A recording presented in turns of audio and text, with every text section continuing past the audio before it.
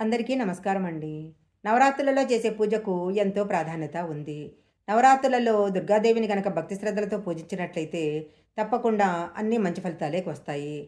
మీరు చాలా కాలం నుంచి తీరని సమస్యలతో బాధపడుతున్నట్లయితే, అనారోగ్య సమస్యలతో కానీ, ఆర్థిక సమస్యలతో కానీ బాధపడుతున్నట్లయితే, ఈ వీడియోలో చెప్పిన విధంగా నవరాత్రులలో ఏదో ఒక రోజు అమ్మవారి పూజ గనక చేసుకున్నట్లయితే మీ కష్టాలన్నీ తప్పకుండా తీరిపోతాయి.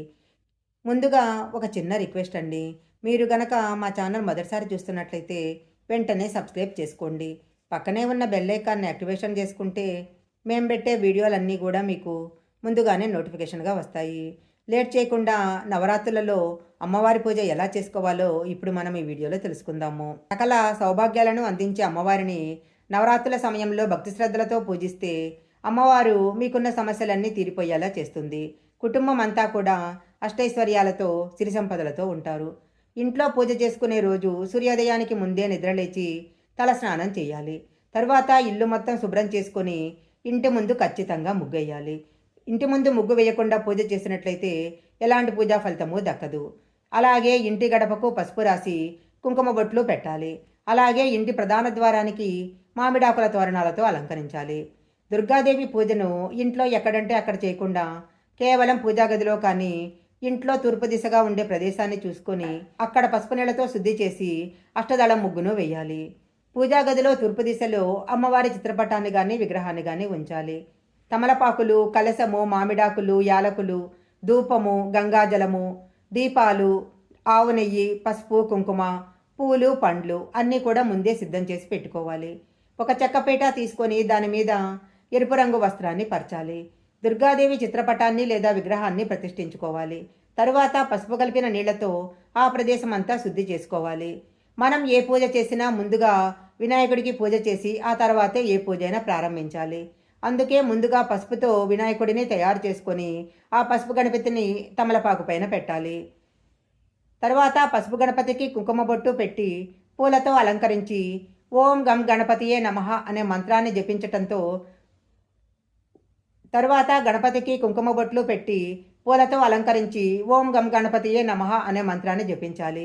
దీనితో గణపతి పూజ పూర్తవుతుంది. గణపతి పూజ పూర్తయిన తర్వాత మనం అమ్మవారి పూజను ప్రారంభించాలి.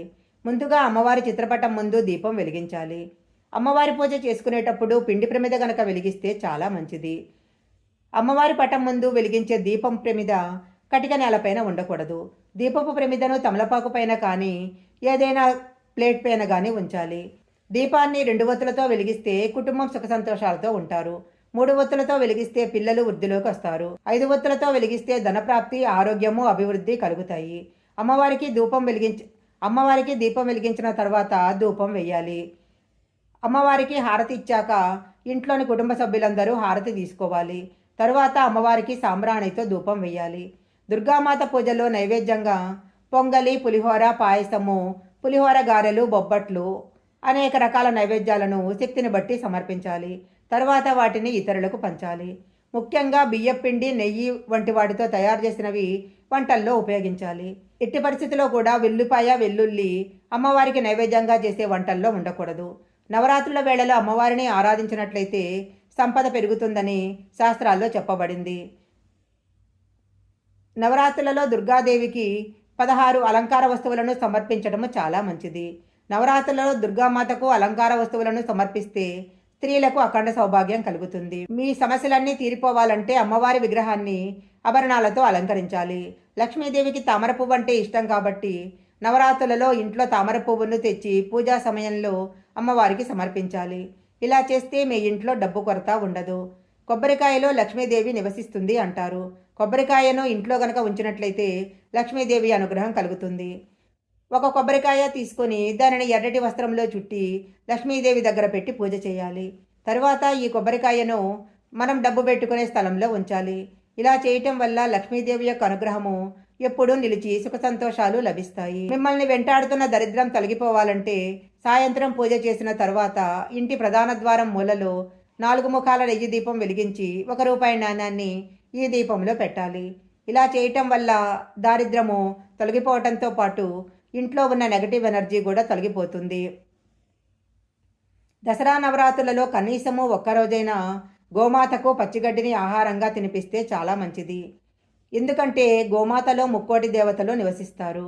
లక్ష్మీదేవి యొక్క అనుగ్రహం లభించాలంటే గోమాతను తప్పకుండా పూజించాలి. వ్యాపారం చేసేవాళ్ళు నవరాత్రులలో శుక్రవారం రోజున అష్టలక్ష్మి ఆరాధన చేయాలి.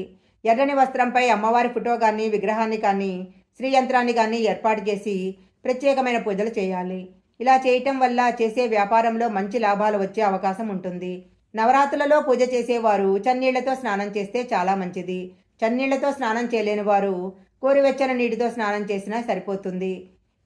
చిన్నపిల్లలు, వృద్ధులు, అనారోగ్య సమస్యలతో బాధపడేవారు కొద్దిగా గోరువెచ్చటి నీళ్లు పోసుకోవచ్చు. శరన్నవరాత్రులలో కటిక ఉపవాసం ఉండకూడదు. దేవీ భాగవతం ప్రకారము నవరాత్రులలో అమ్మవారిని పూజించేవారు అసలేమీ తినకుండా ఉండకూడదు. ఒక పూట ఆహారం స్వీకరించి రాత్రి సమయంలో పాలు, పండ్లు తీసుకోవచ్చు. అలాగే దేవీ నవరాత్రులలో దీక్ష చేసేవారు మంచం మీద పడుకోకూడదు. అనారోగ్య సమస్యలతో బాధపడేవారు మంచం మీద కొత్త దుప్పటి వేసుకొని పడుకోవచ్చు. ఈ వీడియోలో చెప్పిన విధంగా నవరాత్రులలో అమ్మవారి పూజ చేసినట్లయితే సకల అష్టైశ్వర్యాలు లభిస్తాయి. ఈ వీడియో కనుక మీకు నచ్చినట్లయితే లైక్ చేయండి, షేర్ చేయండి. ఇలాంటి మరిన్ని వీడియోల కోసం మా ఛానల్ సబ్స్క్రైబ్ చేసుకోండి. పక్కనే ఉన్న బెల్ ఐకాన్ని యాక్టివేషన్ చేసుకుంటే మేము పెట్టే వీడియోలన్నీ కూడా మీకు ముందుగానే నోటిఫికేషన్గా వస్తాయి. మరొక మంచి వీడియోతో మళ్ళీ కలుసుకుందాం.